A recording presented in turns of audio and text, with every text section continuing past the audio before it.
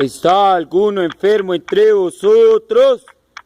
Llame a los ancianos de la iglesia y a la oración de fe, y el Señor lo levantará. ¿Está alguno enfermo entre vosotros? Llame a los ancianos de la iglesia y la oración de fe salvará al enfermo, y el Señor lo levantará. ¿Está alguno enfermo entre vosotros?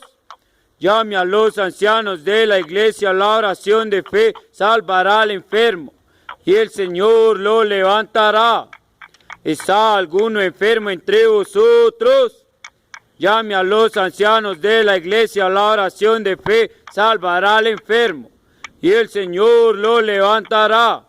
Y recorrió Jesús toda Galilea enseñando en las sinagogas de ellos y predicando el evangelio del reino y sanando toda enfermedad, toda dolencia en el pueblo, y para ser sanados de su enfermedad, y los que habían sido atormentados de espíritus inmundos eran sanados, y toda la gente.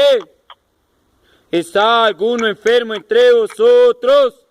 Llame a los ancianos de la iglesia, y la oración de fe sanará al enfermo, el Señor lo levantará.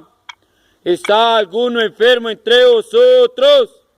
Llame a los ancianos de la iglesia, y la oración de fe sanará al enfermo, el Señor lo levantará. ¿Está alguno enfermo entre vosotros? Llame a los ancianos de la iglesia, y la oración de fe sanará al enfermo, el Señor lo levantará. Procuraba tocarle, porque el poder salía de él y sanaba a todos. Y le rogaban que le dejara tocar solo el borde de su manto, y todos lo tocaron, quedaron sanos. Y él se acercó, mucha gente que traía consigo a cojos, ciegos, mudos, mancos y muchos enfermos.